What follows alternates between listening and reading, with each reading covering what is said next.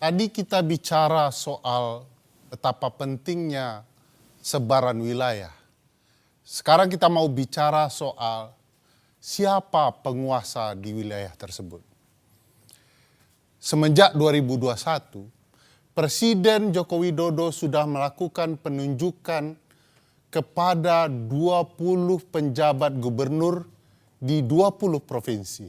Kita bisa lihat di peta ini, warna orange menunjukkan sebarannya dari ujung Indonesia hingga Papua.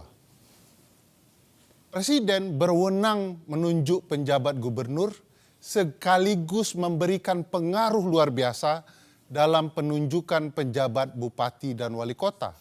Kewenangannya di Menteri Dalam Negeri yang kemudian mendapat restu dari Presiden.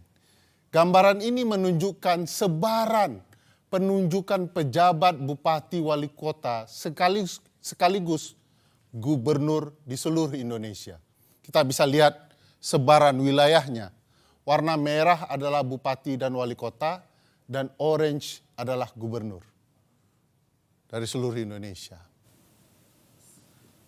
Hanya saja kalau kita lihat peran dari Pak Tito Karnavian sebagai Mendagri dan restu dari Presiden dalam penunjukan penjabat kepala daerah, pada dasarnya mereka tidak mematuhi putusan Mahkamah Konstitusi.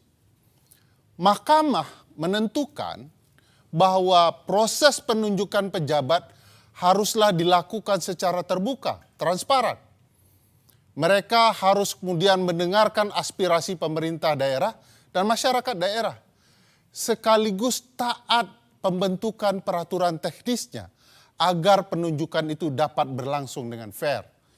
Sebab itulah kemudian karena ini melanggar putusan MK, Komisi Informasi Pusat dan Ombudsman Republik Indonesia menyatakan bahwa penunjukan penjabat itu telah melakukan maladministrasi. Seluruh wilayah ini yang terdapat penjabat bupati, wali kota, dan gubernur, kalau kita lihat jumlah daftar pemilih tetapnya adalah sebesar 140 juta suara, yang ekuivalen dengan 50% lebih suara pemilih. Peran penjabat gubernur tentu saja sangat berpengaruh. Dan siapa saja mereka? Kalau kita perhatikan orang yang ditunjuk oleh Presiden dan Menteri Dalam Negeri, kita bisa lihat misalnya penjabat gubernur Jawa Barat, B. Mahmudin. Beliau ini pernah menduduki jabatan sebagai Kepala Biro Kesekretariatan Presiden di 2016 dan kemudian menjadi Deputi Kesekretariatan Presiden di 2021.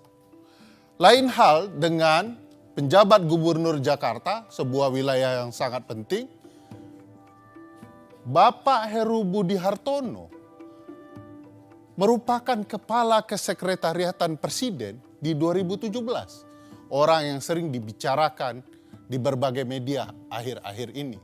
Kita juga bisa lihat penjabat gubernur Jawa Tengah, Bapak Nana Sujana, kalau kita telusuri, beliau pernah menjadi Kapolresta Surakarta di tahun 2010 ketika Presiden Joko Widodo masih merupakan wali kota Solo.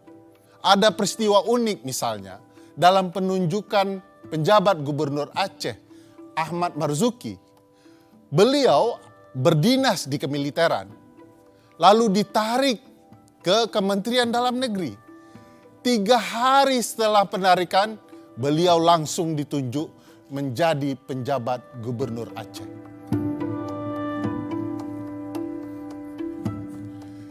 Berbagai hal bisa kita lihat antara relasi penunjukan dan berbagai peristiwa ketidaknetralan penjabat gubernur atau pejabat lain di dalam pemilu.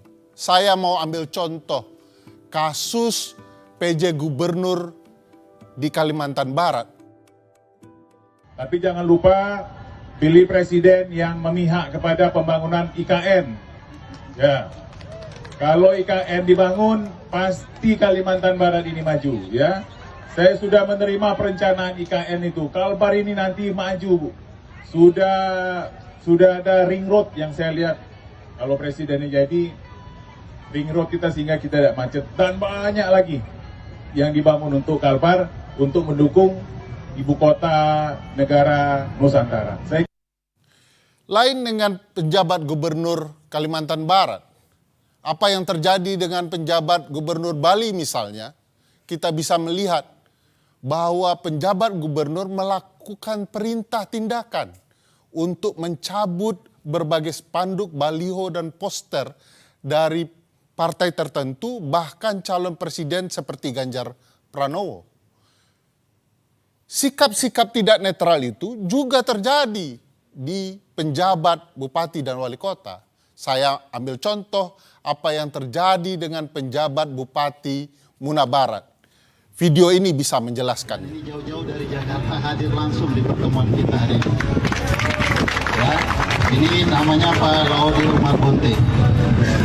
Beliau calon anggota DPD RI. Ya, ingat masyarakat saya, calon anggota DPD RI. Dan beliau adalah salah satu tokoh pemuda kita, orang kita yang ada di Jakarta. Dan beliau juga sebagai ketua relawan Ganjar, pro Ganjar. Ingat, pro Ganjar. Hal yang sama mungkin bisa juga menjelaskan betapa tidak netralnya penjabat gubernur dalam berbagai hal. Misalnya contoh yang menarik apa yang terjadi di Sorong, Papua Barat. Penjabat Bupati Sorong, Yan Piet Moso, menandatangani fakta integritas dengan Kepala Badan Intelijen Daerah. Kesepakatan dalam fakta itu adalah bagaimana dia harus memenangkan calon presiden Ganjar Pranowo sebesar 60%. Angka yang tidak main-main.